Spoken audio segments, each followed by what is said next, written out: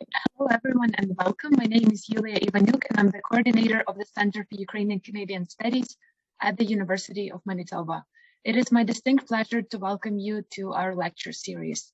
Our programming is continuing to be held online. However, I'd like to start by acknowledging that the University of Manitoba campuses are located on the original lands of Anishinaabe, Cree, Ojibwe, Dakota, and Dene peoples, and on the homeland of the Métis Nation. We respect the treaties that were made on these territories. We acknowledge the harms and mistakes of the past, and we dedicate ourselves to move forward in partnership with Indigenous communities in the spirit of reconciliation and collaboration. I wanted to remind everyone that we've recently launched a new letter of participation program in Ukrainian Canadian Heritage Studies, and you can earn points towards the letter by attending our lecture series and also by attending the reading club sessions. Just a couple housekeeping items before we proceed, so that our today's lecture will be video recorded, and after 3 presentations, we'll proceed with a Q&A session. So feel free to submit your questions into the chat box, and I'll do my best to address as many of them as possible. Finally, we have an extremely important topic to discuss today, and I'd like to introduce our first panelist. Yaroslav Balan is the coordinator of the Kule Ukrainian Canadian Studies Center and the former director of the Canadian Institute of Ukrainian Studies. Yaroslav will discuss the reaction to the Holodomor in Canada in the 1930s to 1980s, with a special emphasis on the early 30s. So please join me in welcoming Mr. Yaroslav Balan. Thank you, Yuliia. I'm going to begin by reading you a text that I think is sort of frames everything that I have to say. Whereas the population of Eastern Ukraine, now part of the Union of Soviet Socialist Republics, is at present suffering terribly from famine, and several millions of persons have died of starvation during the 1932-33 season. And whereas the Ukraine, possessing the richest and most fertile soil suitable for agriculture, has been known as the granary of Russia and Europe, and whereas the present condition of famine and starvation in the Ukraine has been brought about not by natural causes, but by the systemic and ruthless collection of all grains and foodstuffs by the Russian Soviet government for military purposes and export. And whereas the Russian Soviet government officially denies all reports of famine and starvation in the Ukraine, and by doing so precludes all possibility of assistance to the victims of famine by the civilized world. And whereas the offer of the Ukrainians in Canada, made several months ago through the Canadian Red Cross Society to aid their starving brethren in the Ukraine, was declined by the Red Cross and Red Crescent societies of the Soviet Union, not necessary in the absence of real need. And whereas the Ukrainians in Canada continuously receive letters from their relatives in the Soviet Ukraine reporting death from starvation of their fathers, mothers, brothers, and sisters, which reports are substantiated by immigrants coming from Soviet Ukraine to this country. And whereas requisitions of all grains by the Soviet government officials in the Ukraine are going on even now, regardless of the fact that the conditions of famine and starvation still exist. Therefore, be it resolved that we, Ukrainian Canadians in the city of Winnipeg, assembled at a mass meeting at the Ukrainian Reading Association Hall on this 19th day of November of 1933, voice our strongest protest against the Soviet government, which by its policy of ruthless grain collections from the starving population of the Ukraine aggravates and prolongs the conditions of famine and starvation in the Ukraine, and appeal to the opinion of the civilized world in the hope that it will force the Soviet government to cease this inhuman policy of starving out the population of the Ukraine. The point is that the famine, this is November 19th, a few days ago was the 19th of 1933. The point is that the famine was discussed, reported on, debated, and in many cases effectively dismissed, especially in the Canadian press, while it was actually happening. It was impossible to cover it up, though the Kremlin tried.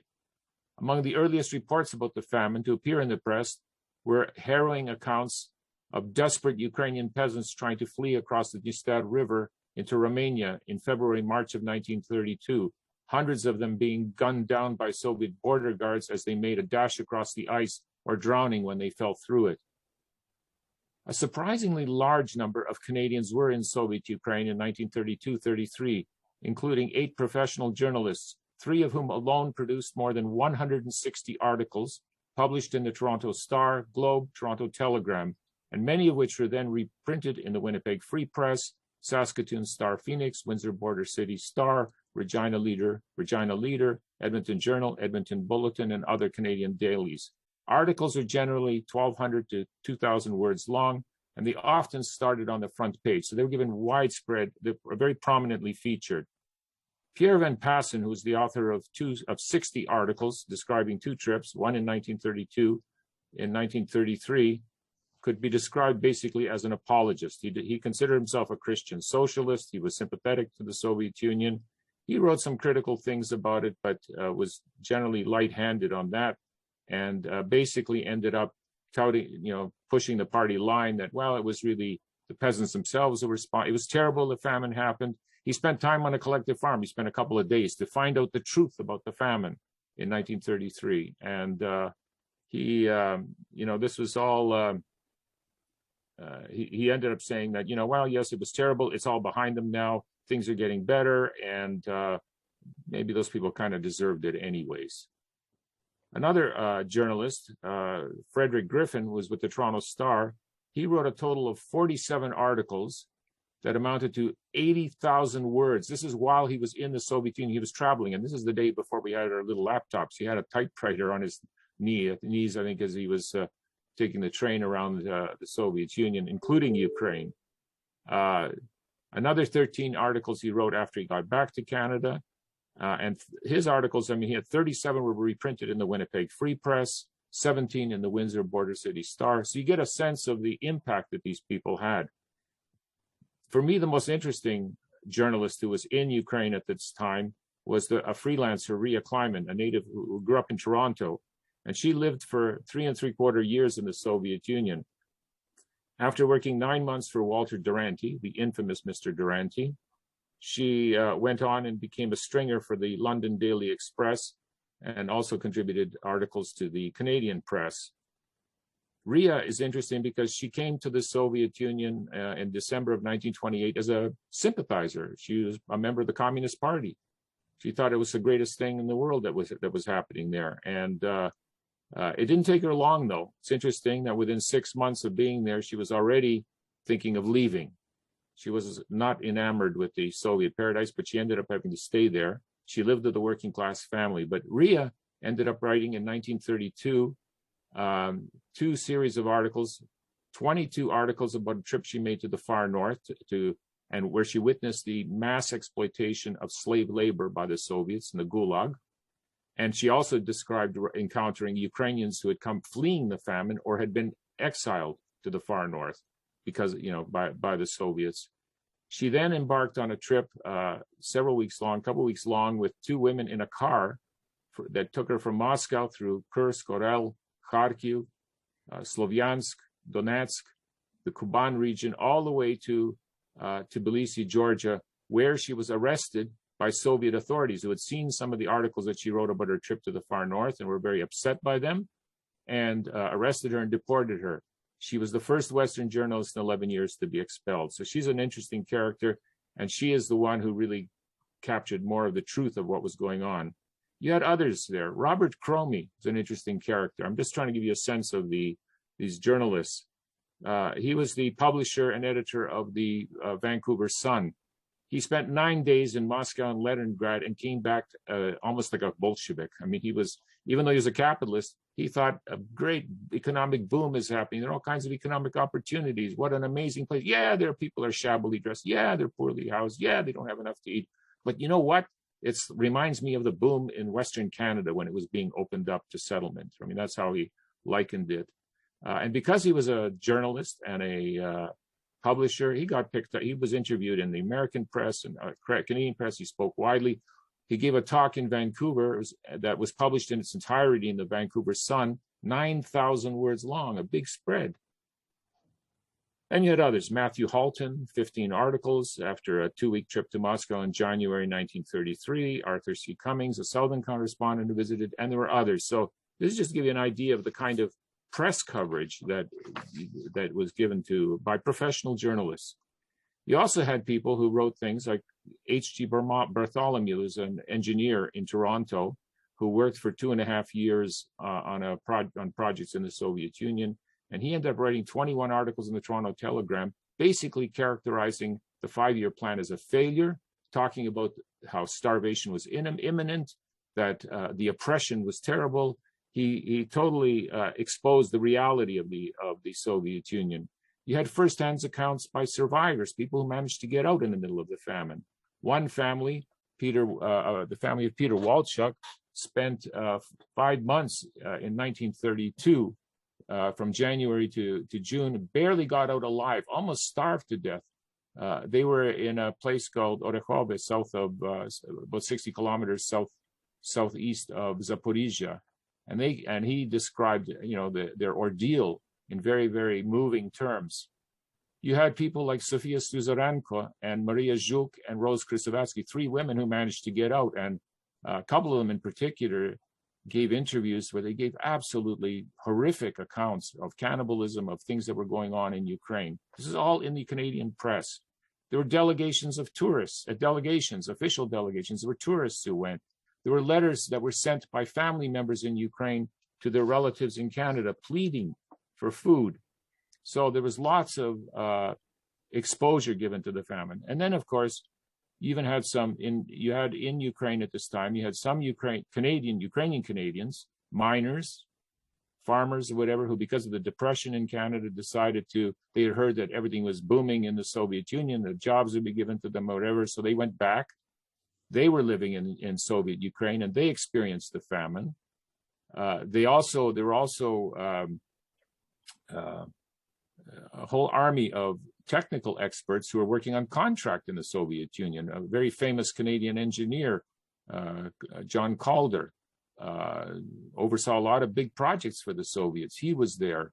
But there were lots of people. It's shocking to see how many Canadians happened to be in the Soviet Union and in Soviet Ukraine in 1932-33. So the Soviet Union was kind of like a leaky sieve. Even though they tried to suppress information from getting out, there's no way that they could really do it.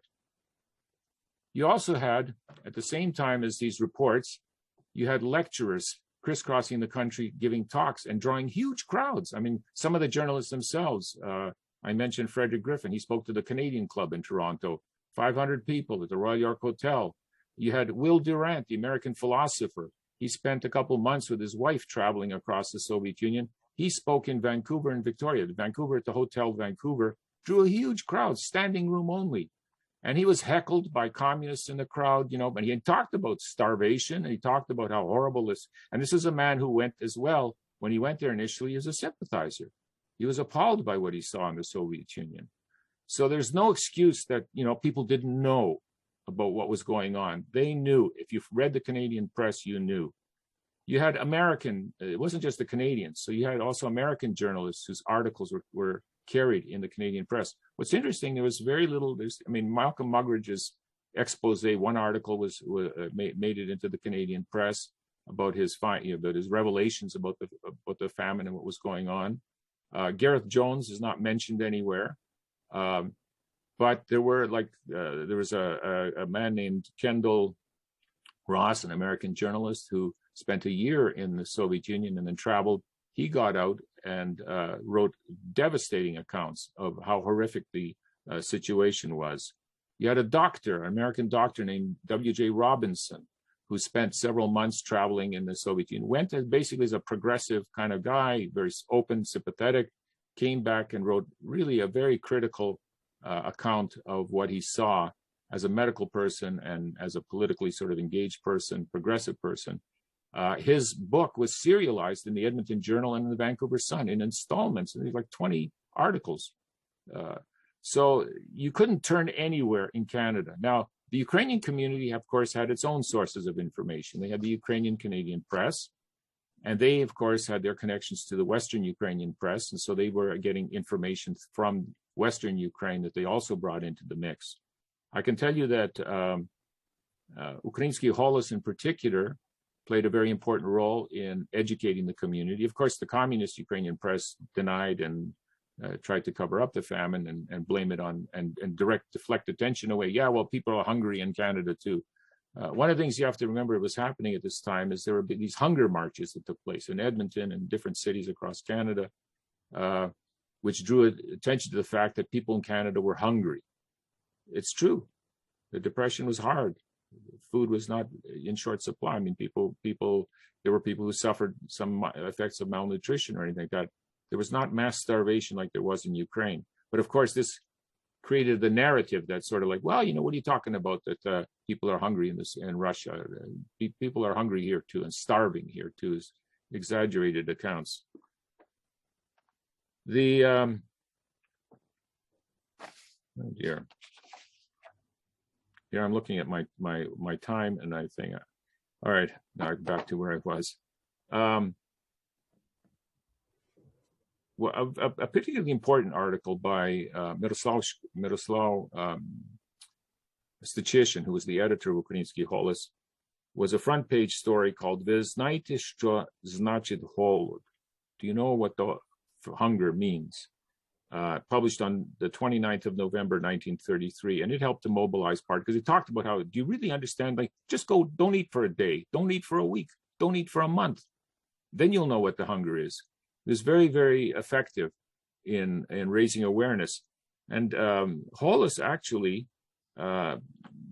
according to Holos, that they identified 59 protest meetings that were held across Canada to protest the Holodomor as it was taking place. Now, some of these protest meetings probably were protesting both communist influence in Canada, were more general or whatever, but there's no doubt that there were protest meetings taking place even in small rural community.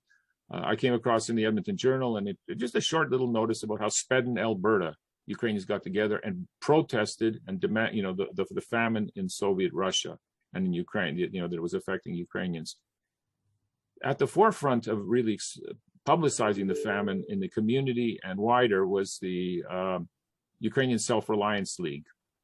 It had been established in 1928, the women's organization a couple years earlier, but it had a network of branches across the prairies in particular and in central Canada. And so it was able to mobilize protests. The Ukrainian National Federation, UNA, was established a few years later in 1931, 32 really. So it was just, it didn't have quite the reach, but they also organized public meetings, and some of these got picked up in the Canadian press. In Toronto, the Ukrainian, the National Home, Narodny Dym, had a big meeting, packed the place, sending a resolution calling on the Prime Minister, calling on the British Prime Minister, calling on the League of Nations to do something to help the starving people of Ukraine. Now, all of this, there were also prayers and panachedas. So both the Ukrainian Catholic Church and the Ukrainian Orthodox Church instructed their clergy to hold prayers and panachedas, molebins in support of the starving people, but also panachedas in memorializing them. During this starting, in the late summer of already 1933, and these went on into 1934. My sense is that they then began to recede. I have vague memories growing up in Toronto and attending the Ukrainian Orthodox Cathedral there. There were panachedas marking the Holodomor, but they weren't the big events that we see now in commemorating the Holodomor. What basically happened was that while the Soviets were unable to totally suppress the information, they managed to muddy the water enough to send out contradictory accounts so that people came back, and you'd see in the Canadian press, there's stories people went to the Soviet Union and said, "Oh, what a fantastic place. Yeah, people are poorly dressed. Yeah, but you know what? They're doing great things. They're the future." And then you had these things that were totally opposite to that. And then you had people writing letters to the editor saying, "We don't know who to believe. These guys say this, these people say that, who knows?" So it was a very muddied picture that emerged. In conclusion, I would just want to say that the greatest friend that Joseph Stalin had was Adolf Hitler, because the rise of Nazism in Germany shifted world attention, the media attention, away from what was going on in the Soviet Union to Germany for very practical reasons. Berlin is a lot closer to Paris and London than Moscow is. Stalin was off killing his people somewhere off in the distance there. He wasn't an immediate threat the way the Nazis were perceived as a rising threat. And you see this in the Canadian press. You see suddenly more and more and more and more articles, fewer articles about the Soviet Union and what's going on, and more articles about what's going on in Nazi Germany. And even though, and this is for the Jewish community, even though there was, all these reports already about Jews being attacked, anti-Jewish laws, all these horrible things that were happening to Jews, people being killed even, it didn't change the fact that the West did nothing to help the Jews in the same way that they did nothing to help the Ukrainians who were starving in 1933. It took the immigration of the post-war DPs to really put the issue of the Holodomor back on the agenda, and that took time too.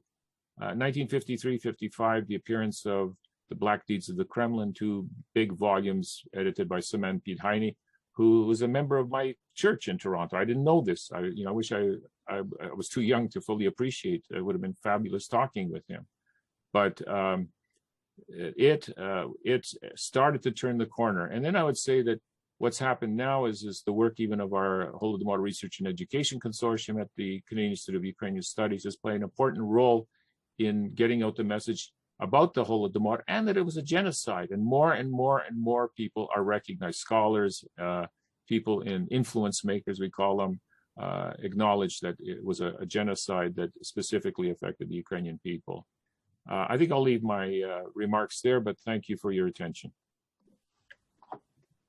Thank you, Professor Balan, for this detailed presentation, also for outlining Western media's reporting and in some cases, I guess I would say suppressed reporting or lack of reporting of the Great Famine. Our next panelist is Grace Swiatek, who is currently pursuing her Master of Arts degree in Governance, Public Policy and Development at the Institute of Development Studies, focusing on regional development in post-independence Ukraine. Her bachelor thesis that she defended at the University of Manchester focused on Ukrainian memory of the Holodomor in Canada. And Grace will share some of her findings with us here today. Please join me in welcoming Grace Swiatek. Okay, I'll just share my screen because I've got some slides. Okay, yeah, thank you for the introduction, Yuliia and Jaroslav, for that talk. It was really interesting. So my presentation today is mainly going to focus on 3 of the monuments which were constructed between the period 1980 to 2021, kind of finishing with the 2018 Victim Memory of Childhood monument in Toronto. So I just wanted to add a bit about kind of my personal research journey and relationship with Holodomor. Basically, when I was 18 in the summer, I read the book, Anne Applebaum's book, Red Famine, which I picked up kind of randomly in a bookshop, having no awareness that was a genocidal famine in Ukraine. And so if none of you have read it or know less about Holodomor, I'd really recommend you should read it, as it has kind of shorter, small biographies in it, and it kind of discusses those who are on the peripheries of famine and the media interpretations, such as Walter Duranty's, that were kind of distorting narratives at that time. So after reading that book, it kind of made me realize there was a huge lack of awareness internationally kind of about Holodomor. Like when I read it, a lot of my peers, my family didn't know what it was. And so it kind of got me thinking, when I went to Manchester, I wanted to focus my research on it and try and find out more and kind of attempt to bring more awareness to the tragedy. So kind of initially I did an essay about the genocidal narrative surrounding the famine and kind of what Jaroslav was saying about kind of now more scholars and influencers recognizing it as a genocide, which it wasn't before. And then also at Manchester, I had a big interest in kind of cultural history and kind of why people make monuments and kind of why communities feel the need to commemorate certain things in public spaces and the design of monuments. So I'm going to start, also these are just some of the things that I wanted to kind of discuss. So just how the diaspora kind of over the past 40 years continued to come together to acknowledge the past, and kind of in Canada, how even despite the tragedy happening in a different continent and descendants being in a different continent, there's still kind of that transnational connection between the two places. And also I kind of wanted to talk about, between each monument that I'm going to discuss, there's quite like a personal story. And behind every monument, there's a diasporic designer who's had a big influence on commemoration. So I wanted to start with the Broken Ring of Life Memorial in Edmonton. So this was the first ever monument which was dedicated to Holodomor in the world. I've never been to Canada, but hopefully I'm sure some of you will have seen it in real life. But basically, at the time of its unveiling in 1983, Ukraine was both without independence and was being forced to publicly follow the Soviet Union's denial of the man-made famine.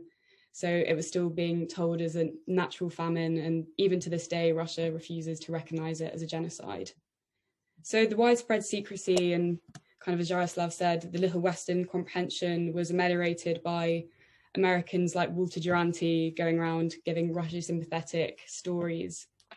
And if any of you have seen the film Mr. Jones, that's really useful for kind of describing this time period. Well, for me, also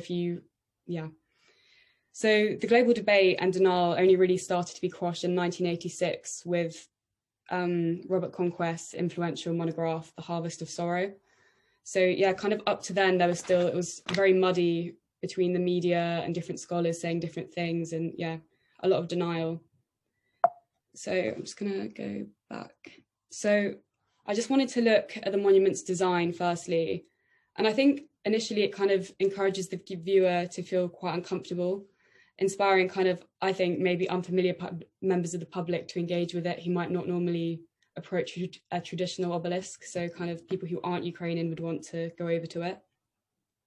And I think it can kind of be interpreted as a symbol of the scar left on humanity by the authoritarian regimes and kind of other authoritarian regimes throughout the world. So it's quite a universal symbol. The desperate tired kind of sort of mangled hands bring out quite an emotive feeling, I think, kind of encouraging a feeling of empathy to Ukraine at that time in the 1980s, when they're trying to start to create a new narrative even before independence.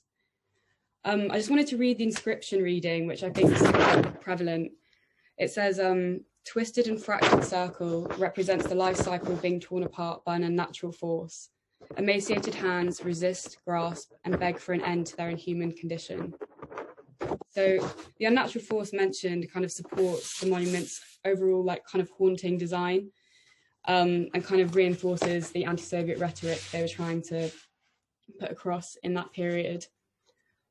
So the last thing I wanted to discuss on this particular monument was the sponsor, and that's the Temeti Foundation, which was the main sponsor. And actually this foundation has been really important in funding also the Holodomor Education and Research Consortium, which Jaroslav also mentioned. So you can see that all the different kind of memory communities are interlinked in kind of gaining wider awareness. So James Temeti, who I want to focus on, and his sister Lyudmila were the founders of the foundation, and Lyudmila actually designed this monument, and they're descendants of famine survivors from the Donbass region in Ukraine. And when I read an interview where Lyudmila spoke about her motivations of the design of the monument, which I thought was quite important. So she said, I understood how much I was defined by my parents' history. Even though I did not live through it, I wanted to honour those silent victims of this heinous crime. So I think she kind of illustrates how Holodomor is at the forefront of identity for many diasporic Ukrainians, kind of using collective suffering as a connection back to the homeland and kind of feeling of a stronger history. So I think the two siblings together kind of show the prominence of affluent diaspora investing their money and wealth back into memory production, kind of enabling like a wider diasporic mission to be fulfilled in terms of Holodomor recognition and an independent Ukraine to be later recognised. So the Edmonton Memorial kind of as a whole symbolises the rising prominence of Ukrainian diaspora in relation to memory work in the 1980s, when there was a time of really like no awareness of famine at all. So the next monument is the Mother and Child Monument, which was unveiled in Winnipeg in 1984. So just a year later, in front of Winnipeg City Hall, which I'm so sure a lot of you would have seen. So the artist Roman Koval is on the right. And I think this monument is slightly different to the previous, and it's kind of more I think the monument's more for those who are left behind, and it's kind of, I think the scale of it, which you'll see in the later pictures, shows kind of Ukraine's resilience and kind of newfound growth, distant kind of from the Soviet, like from the actual years of Holodomor in the 1930s. So what is interesting actually is, despite it being the second monument dedicated to Holodomor, there's been a real lack of research into it. So I think it was actually a really interesting journey to find these pictures. I had to contact the Ukrainian Canadian Congress, who put me in touch with Roman's family, who are left behind now. And actually his son and wife actually gave me so much information about their journey and Roman's in terms of achieving the monument. So these are on the left-hand side, you've got the artist sketches, and then there's him with the model and the real thing. Also, I thought was interesting was the diasporic involvement in this, that the whole team that you can see here are all of Ukrainian identity, except one, I think, who's German, which I think is actually quite an important thing and representative of the community as a whole. So, yeah, as you can see, the scale kind of shows the growth and like the recognition that Ukraine should be achieving in the 1980s. I think it's quite like a physical link to what was going on kind of behind the scenes in terms of Holodomor laws being passed and stuff. So the year of the monument's erection in 1984, again, similar to Edmonton, is trying to debunk the Soviet-centric views that were going around at the time. And the inscription on this monument states that the Soviet government in Moscow were the group who decreed the death of 7 million people. So it kind of reiterates again that it was in fact a terror famine, and the fault of the deaths were at the hands of the Kremlin. So I think it kind of is good because it creates a clear-cut other for who are like outsiders of the community can view and recognize are at the deaths are at the hands of Russia, well, the Soviet Union. I think this, that's another picture. You've got Kule on the right and then other diaspora working on it. But I think this picture is quite powerful. It's Roman and his family with the mayor. And I think this is a real sign that the community was starting to get recognized and feel more vindicated with kind of big openings of the monuments going ahead. So on that, I just wanted to pick up on the media at that time for the monument. So the first picture shows, well, the two pictures I think mark the start of a longer journey to international understanding, and still kind of similar to the 1930s onward. This time there wasn't much media going around because there was still a lot of discrimination. So the first image shows the Ukrainian Canadian Committee branch in Winnipeg commemorating the 50th anniversary and the erection of the monument. And I think it kind of, this 50th anniversary starts as a real turning point for Western recognition and other governments beginning to recognize Holodomor as a real tragedy and a terror famine. And then kind of after this, I kind of researched further. There's an individual who was in the team who worked on the monument and was also in the committee called Harry Dmitrushin. He was the administrative director of the monument and the chair of the committee. And he's kind of stood on the right of the mayor. If you can see in the center of the photo, you've got Mayor Norrie in the middle. And it's interesting. So this is from the Ukrainian weekly newspaper, so they've all been granted community service awards, which is great for spreading awareness and education. But there's no mention. I kind of tried so hard to find any media about the actual unveiling of the monument, and there was none. And I think that's quite telling, again, that a lot of Ukrainians had been still largely stigmatized as Nazi collaborators and sympathizers at that time, which was kind of fueled by a lot of the Canadian French population and other groups. So it still kind of fed this underlying discrimination, which kind of hindered recognition. So yeah, the last monument I wanted to talk about was the Bitter Memory of Childhood monument, which is in Toronto, which is a memorial park as well. So this was the most recent monument, which was unveiled in just 2018, commemorating the 85th anniversary of Holodomor. And the monument and park are outside the Canadian National Museum exhibition, which I think is, if you compare it to the beginning, where it's very provincial, on a provincial level in terms of commemoration and recognition, now in 2018, it's more of a national recognition, and Ukraine is getting shown as part of a wider thing. So the Holodomor Memorial Project oversaw the construction and fundraising of the monument, and the main memory agents which contributed were the Toronto branch of the Ukrainian Canadian Congress, the Toronto Ukrainian Foundation project and the UCC, which kind of shows still that there are lots of memory communities which are investing in these projects. And just before I discuss the ceremony, I wanted to address the direct link with Ukraine. So outside Kiev's National Holodomor Museum, the same statue designed by Petro Drozdovsky can be found. And I think this transnational link is really interesting. And I think it's kind of almost like a metaphorical umbilical cord between the two nations, which I think is really nice. And this was unveiled quite recently in 2020, so 2 years after the Canadian one. So I watched the Toronto Memorial's unveiling video, and actually it was really nice to see that there were a lot of themes going on to do with historical identity, which are being focused on by the speakers of the day, rather than just the tragedy and the deaths themselves. It's kind of more about growth and recognition and fixing the past injustices which have been put upon the Ukrainian people. So I wanted to just read out, this is a really nice quote said by Oksana Riva, who was the chair of the Holodomor Memorial Project. And she said, memorials are an essential part of our national landscape. Even in the age of internet, we need tangible reminders of our political and social heritage. Holodomor Memorial Park is a space for reflection and acknowledgement of extreme inhumanity and tragic events that occurred in the past. It unites the contemporary citizens of Toronto, Ontario, and of all ethnic backgrounds in the spirit of mutual empathy for past sufferings, affirming the value of every individual human life as aspiring towards a just and humane society. So I think this kind of really focuses on gaining trust from the international community again. After years of being ignored and being a taboo subject, Ukraine's finally getting justice back for being ignored, which I think is really nice and a good thing. And there's a focus on unity. And the last quote was the mayor of Toronto, who obviously is not of Ukrainian descent. And I thought this was nice as well. And it was kind of more of a universal meaning to the monument. So he said, the monument gives the Ukrainian community and all Torontians a place to come together as a community to reflect on the past and strengthen Toronto's resolve to reject intolerance and hatred in all its forms. By commemorating Holodomor through this monument, Toronto will continue its efforts to create a just world with mutual respect and understanding. I think the Toronto Memorial is actually a huge milestone to kind of see how far commemoration had come over that 40-year gap between the first one in Edmonton. And you can kind of see how much has been achieved in Canada, which I'm sure Irene will go on to talk about, and within Ukraine, with Holodomor being officially recognized there in 2006.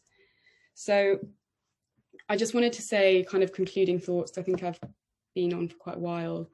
That for the Ukrainian Canadian community, legitimacy and vindication means a free and independent Ukraine. So with further research, scholarship, and heightened awareness, I wish that one day the Diasporic Commission will fully be complete and Holodomor will no longer be seen as a taboo.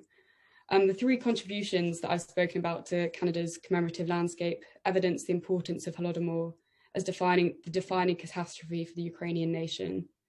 I hope to have contributed somewhat a little more to the narrative surrounding the importance of diasporic mobilization overseas, enabling isolated states such as Ukraine to be heard within liberal democracies. Thanks. And that's just a quote. Well, it's a poem from a Holodomor survivor, which I actually found in the first book that I read, which I think is quite powerful in terms of talking about memory and commemoration. So it just says, we cried and cried, standing together, without the hope, without the strife, that artificial, painful famine I shall remember all my life. So yeah, thank you. That's me done. Stop sharing. Thank you so much, Grace, for the great visual presentation and for raising awareness of the Holodomor at your local community with all of your academic work, and also, of course, for sharing your findings here with us. So now I'd like to take the opportunity to introduce our last panelist. Irene Mycak is a professional communication strategist who is, in addition to her other volunteer opportunities, has devoted herself to raising awareness of the Holodomor. She chairs the UCC National Holodomor Awareness Committee and is the vice chair of the Ukrainian World Congress International Holodomor Awareness and Recognition Committee. Please welcome Irene Mycak. Thank you very much for the introduction. It's a pleasure to be here today. I will take you on a bit of a journey just through the past 15 years. to talk about how we commemorate in Canada and the different ways that commemoration in Canada has evolved over the last 15 years. The challenges I won't dwell on. Yours presented that very well. But just to sum up, there was repression, there was denial. Survivors in the diaspora were not deemed reliable sources. There was a suppression of facts. But we know that there were articles, as Yar spoke to, there was awareness, there was knowledge, and the diaspora was actively engaged in raising awareness of this tragedy, even in 1933.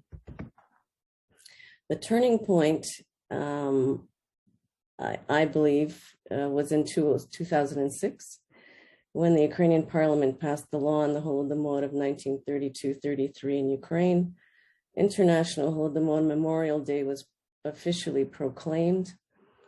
And in 2007, we formalized relations between Ukraine and the diaspora on the issues of remembrance and commemoration. And we began to work as one people on these issues going forward. We branded the term Holodomor. We developed the slogan, Ukraine remembers, the world acknowledges, under which we work to this day. Recognition is a big effort on the part of the international community. In Canada, we can be very proud of our federal legislation and legislation in 6 provinces.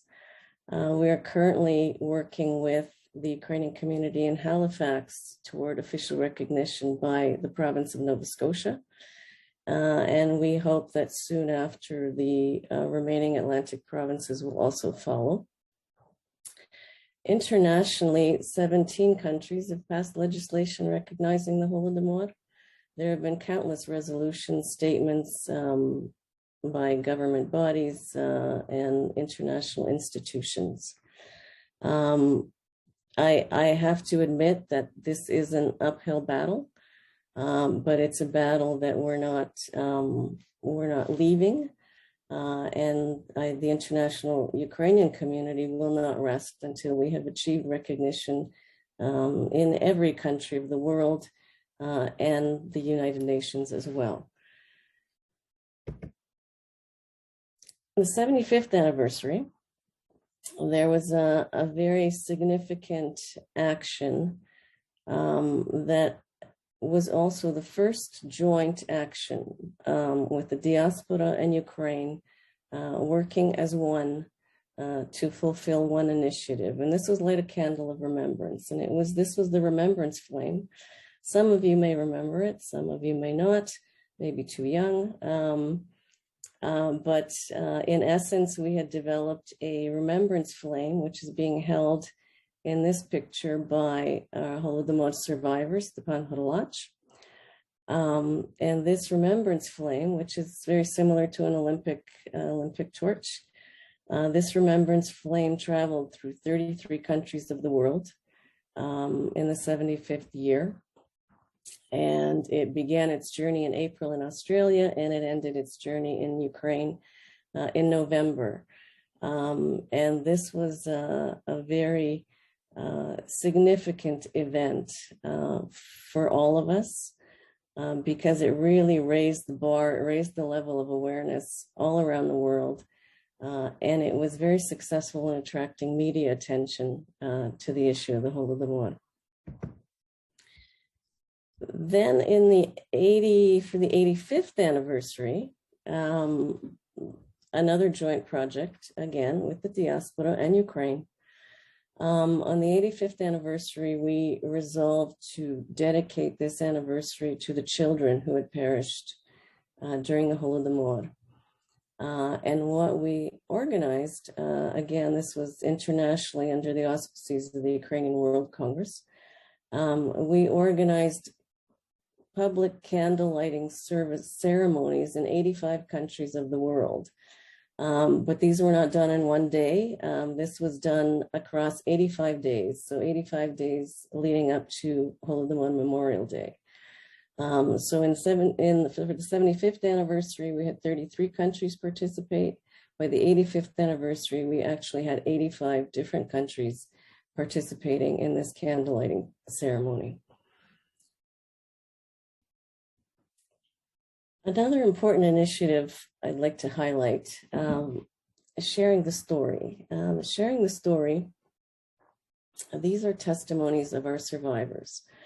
And with the opening of archives, with Ukraine acknowledging the Holodomor, survivors began to overcome their fears somewhat and began to share their stories. They were willing to speak and talk about the atrocities that they survived. We are very grateful for their courage. We are grateful for the stories they have shared because they were finally able to validate that which was in the history books, that which researchers were saying, that which journalists reported on. But there is nothing stronger than the power of an eyewitness testimony. And we began to collect these testimonies. We knew time was short. Our survivors were aging. And the UCRDC, which is the Ukrainian Canadian Research and Documentation Center, had collected testimonies to that point already. They had begun this project.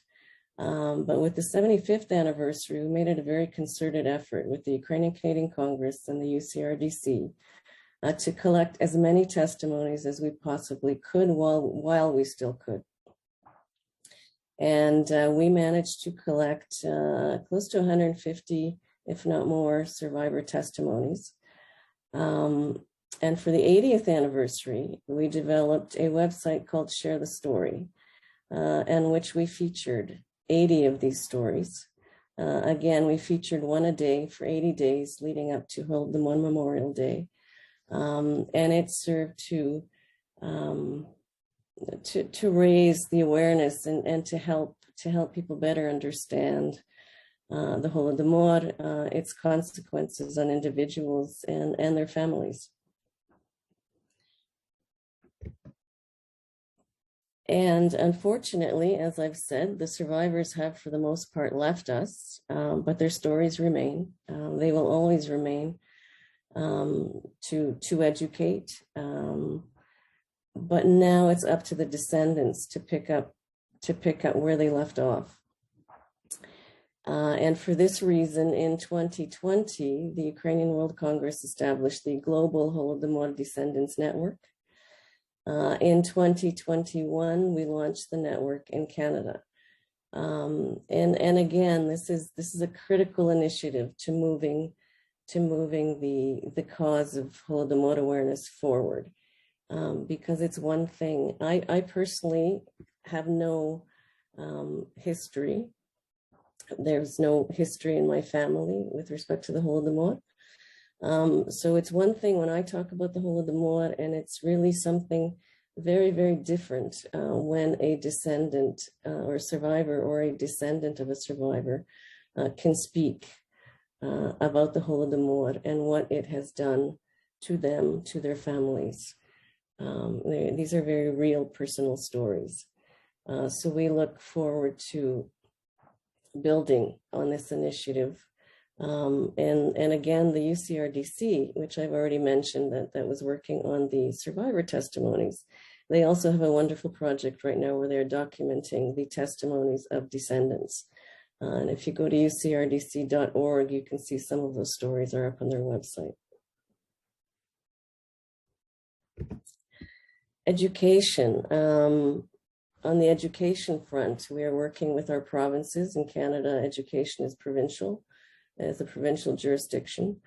And we are working actively with our provinces, with our ministries of education, with our school boards, individual schools and individual teachers to make sure that the Holodomor is included in school curricula.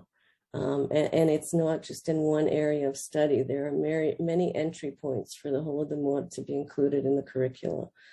And for this, we have a Holodomor Education Committee with the Ukrainian World Congress that actively works just on this issue. And the fourth Friday of November annually is Holodomor Memorial Day in school. So the day before National Holodomor Memorial Day is a Remembrance Day in schools. And we appeal to individual schools and school boards to commemorate. We encourage all teachers to include the Holodomor in teaching during this time. And as well, we focus on this particular aspect, the education, during April, which is Genocide Awareness Month in Canada. And we are working toward inclusion of the Holodomor during these studies.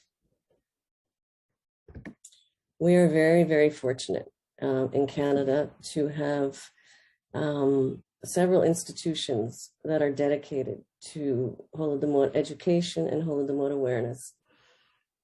And I will just name them here. These are topics for separate webinars. They do amazing work. And I encourage all of you to look into what they do. We have the Holodomor Research and Education Consortium, Mycak, which is a project of the Canadian Institute of Ukrainian Studies with the University of Alberta. Their website, very simple, holodomor.ca. They support academic research, emerging scholars. They have grants. They publish books. They organize conferences. I could go on and on. There's the Ukrainian Canadian Research and Documentation Center, UCRDC. They collect, catalog, preserve documentation of the history of Ukrainians throughout the world. And they have produced documentaries, educational materials, and the like. They actually produced the first documentary on the Holodomor in Canada. And this was still in the early 80s, and it was called Harvest of Despair. And this is to their credit. We have the Holodomor Mobile Classroom. I don't know how many of you are familiar with it, but it is a mobile, state-of-the-art multimedia environment that travels across the country to schools, to community events. And you can go on and learn about the Holodomor through various films, interactive displays, and the like.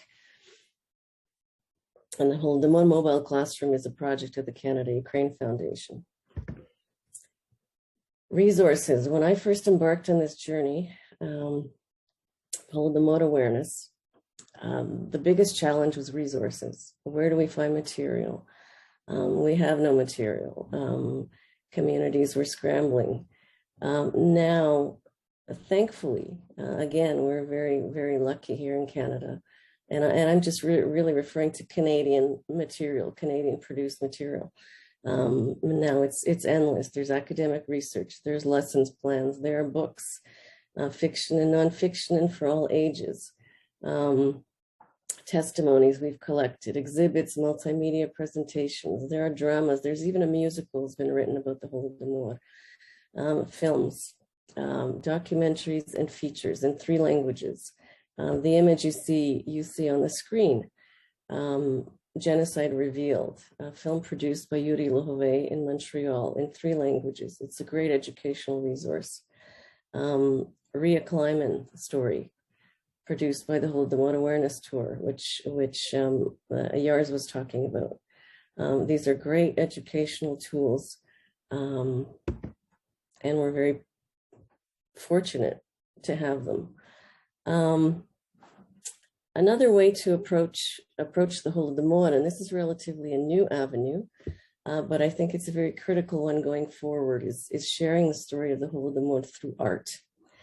And here I'm just highlighting one project, Project Maria, developed by a Canadian artist, Saskatchewan-born, Ottawa-based, and she produced Maria. And this multimedia art installation has gained international acclaim. It's currently on a 2-year tour of Ukraine, and we hope to see it in Canada hopefully by the 90th anniversary, and you can see her work at lasyamarushchak.com. Another project which will take Holodomor awareness and education to a new level is the museum in Kyiv. It will be the first Holodomor museum in the world. It is a state-of-the-art museum that is being built in Kyiv as we speak. And I'll just show you this really short video.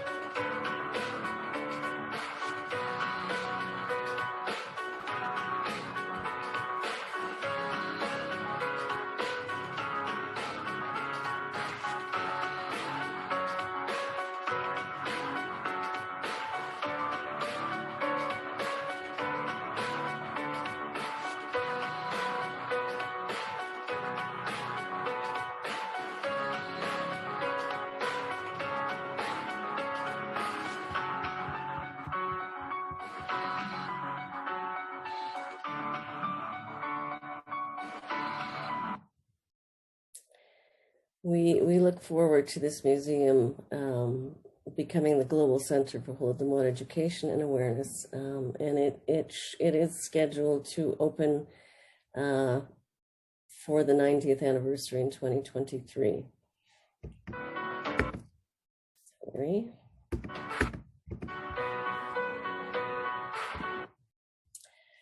So our goals going forward, what do we hope to accomplish? There's much more to do. We've only just begun, and there is still nationwide provincial recognition that needs to be accomplished in Canada, nationwide inclusion in school curriculum. We look forward to building a very strong descendants network, which will be the future of this issue, I believe, going forward. And most importantly, we need to broaden the conversation. We need to bring other groups into this conversation, be it the indigenous peoples, Jews, Armenians, Rwandans, all peoples who have suffered similar atrocities. We need to have a a joint conversation about genocide prevention, human rights, and the need to speak when injustices occur around the world today. And if we can accomplish that, we will make it relevant. We will make it relevant to every Canadian in 2021 and beyond.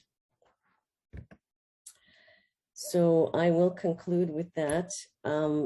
Saturday, November 27th is National Holodomor Memorial Day, International Holodomor Memorial Day. And we urge every Canadian to participate. It's very simple. We ask you to light a candle of remembrance. We ask you to pause for a moment of silence at 1932, 7:32. It's a very specific time, symbolic time.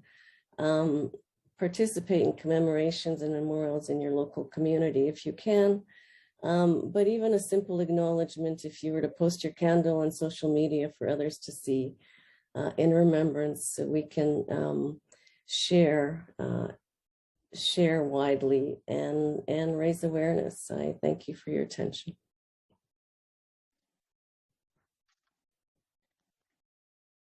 Thank you so much, Irene, for this great presentation and also for all the important and amazing work that you're doing for the community.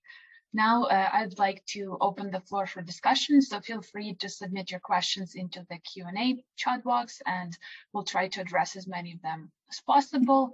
But for right now, I'd like to start with one comment that I personally had. We know that not only reporting, but also the memory of Holodomor was suppressed by secrecy. So on the one hand, we've heard that Ukrainian Canadian diaspora was able to mobilize around this issue, despite the backlash that they received initially from the media or from the government or from academia. Ukrainians, on the other hand, were not able to discuss or even mourn properly until 1980s, 1990s. So how did it shape the Ukrainian and Ukrainian-Canadian identities, and did it resonate differently or similarly between the two groups? Perhaps one of you would like to address it.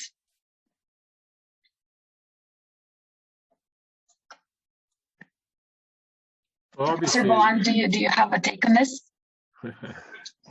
Obviously, the opening up of archives in Ukraine and the fact that Ukrainians can now, in Ukraine, can address the issue of the Holodomor has had a big influence on us, both encouraging us further in our work, I think, and also giving us a broader perspective with the details that are bringing in. We have a unique contribution to make as a diaspora to the whole story of the Holodomor, taking it into the wider world in our own country and in the international community in general.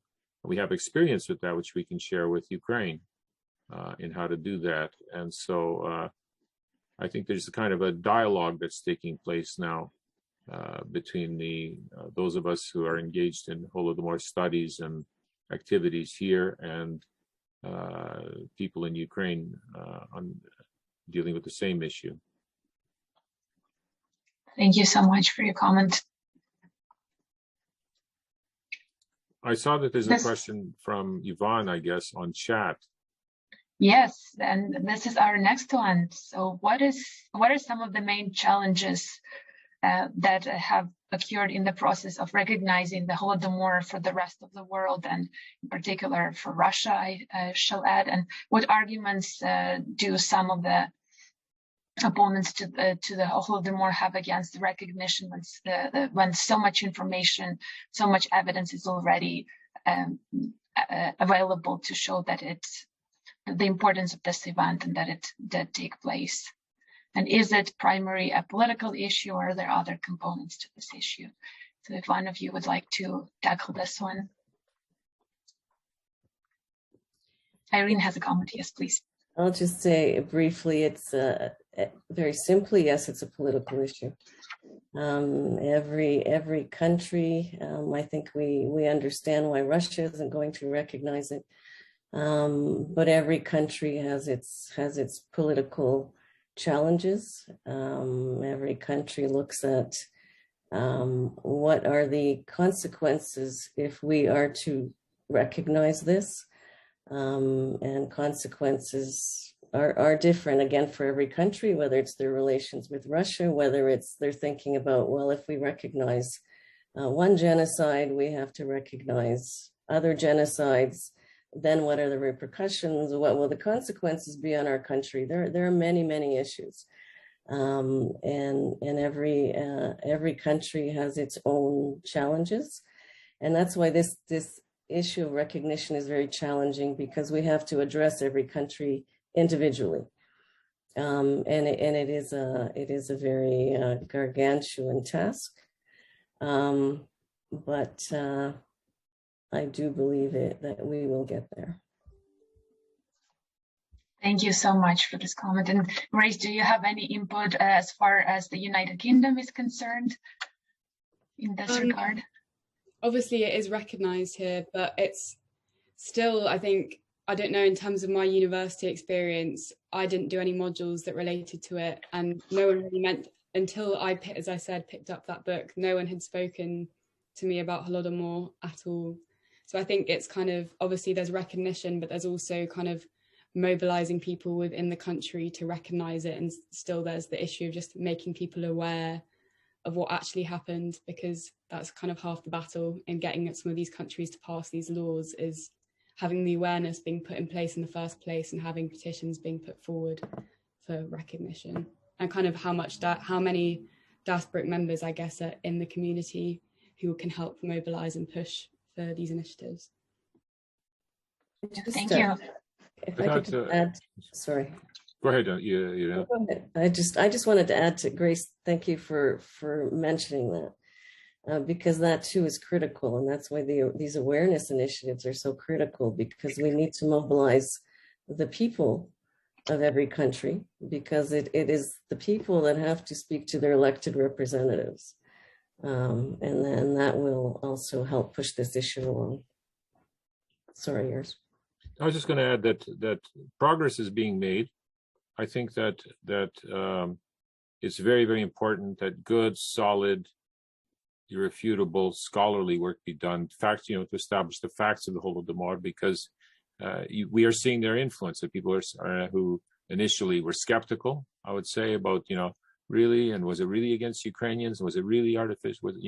That opinion is beginning to change. At the same time, we still face a challenge, particularly, and this is to Irene's comments about the political nature of it, from the Russians. There's a war in there's a war on between Russia and Ukraine, undeclared by Russia. And some of the territory involved in the conflict right now is obviously was affected by the Holodomor. The Russians continue to do things to dilute, deflect, diminish, mock, dismiss the Ukrainian accounts of the Holodomor. So one of the things they're doing is saying, well, of course, everybody was hungry. Well, it's true, everybody was hungry in the Soviet Union because the economy was a basket case. But people, they didn't starve everywhere like they did on the scale that they did in Ukraine and in the Kuban in particular. The fact that they keep pushing the narrative, the old Soviet narrative that tries to paint Ukrainian quote-unquote nationalists as all Nazi collaborators.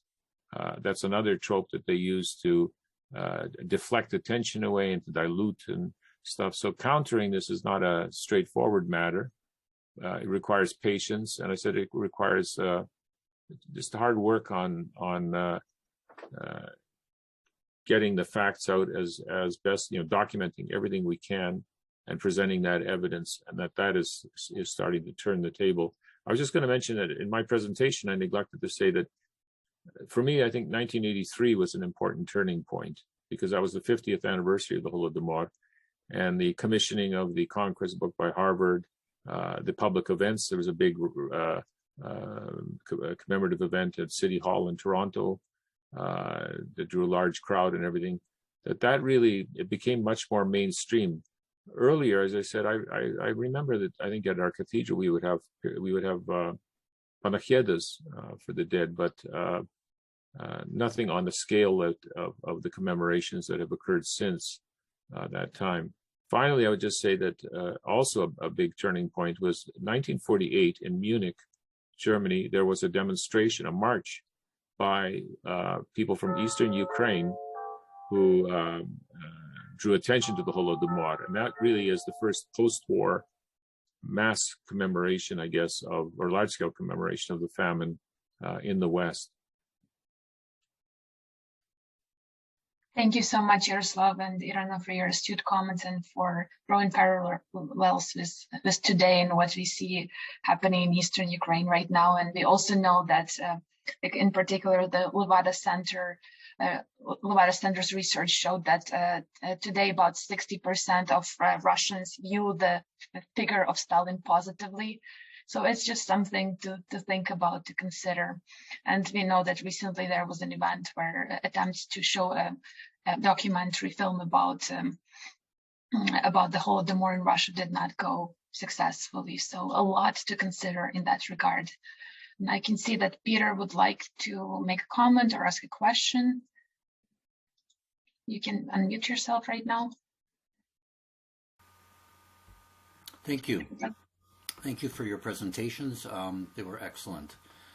I just wanted to make a comment to Ivan's question and Irena's response about a political, it definitely is political, and looking at it from a global perspective, a broad perspective, it's easy for democratic states to entertain the notion of the Holodomor and of a crime like this perpetrated by a totalitarian regime. However, for all the totalitarian regimes we have in the world, and there is a significant percentage, it's simply not acceptable to talk like that, because then if they were to recognize it, then their people would start looking at, well, we have a totalitarian regime now too, and they're mistreating us. So it's a really difficult challenge to try to make inroads in those countries where there are totalitarian regimes. Thank you. Yeah, thank you, Peter, for your comment. Would any of the speakers like to address that? Okay, then we can move on with another question. So is there anything else that the international community or the Ukrainian Canadian community in Canada or in other places, or us in general as a society, can do to commemorate the Holodomor better and to make sure that events like this do not reoccur in the future? It is a bit of a philosophical question. So if any of you would like to tackle this one. Set to unmute yourself. I think it's very simple, Yuliia. It's about engaging, talking. We have to be the advocates. We who know, who are aware, we have to be the advocates everywhere we go. And it's not just a matter of talking about it in November. This month is overwhelming when it comes to the issue of Holodomor, and that's fantastic. But we need to amplify those efforts so it rings true throughout the year and not just once a year.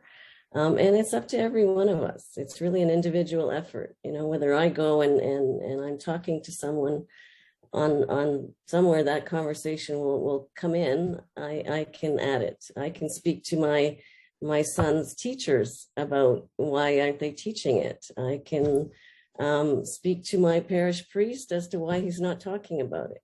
So it's really an individual effort. And I think if every one of us, made that effort occasionally in conversation and engaging with others as we go through our daily lives, we come a long way.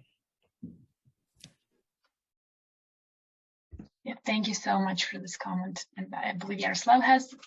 Yeah, I was just going to say that I think that it's really important that we stress the relevance of the lessons of the Holodomor today, because you still have atrocities being committed around the world, food being used as a weapon, among other weapons that are being used, and that it's important. One of the target audiences we have to hit is the business community. Here's an example: the Nord Stream pipeline, right? And that there are all kinds of business people who have an interest, sort of like they don't care about the human rights situation in Russia. They don't care about the fact that the Russians have invaded Ukraine. The next part of Ukraine are threatening all kinds of other places. It's a question of making money. And the same thing happened in the Holodomor, that the Canadian business community, a large chunks of it, was sort of saying they knew about the Holodomor, but it was sort of like, well, that's not relevant. We got a chance to sell farm machinery. We got a chance to sell grain into the Soviet Union. We have there's a market there. There's a vast market. We can make big money, And it was, of course, it was the Depression, and they wanted to generate economic activity. One can sort of understand it, but somehow to point out the ethics of this are as relevant today as they were back then, and that everybody has to step up to the plate and play a role. Not just states, not just governments, but business in particular, I think, has a role to play in addressing these concerns, the ethical concerns, the kind of ones that were raised by the Holodomor. Thank you so much to all of our panelists and to all of you who have attended this session today, and for all the great questions and the discussion. It's an extremely important topic to discuss and to continue raising awareness about. So please stay tuned for more events, for lectures, and also reading club sessions from the center. And subscribe to our social media networks. Thank you so much to everyone once again.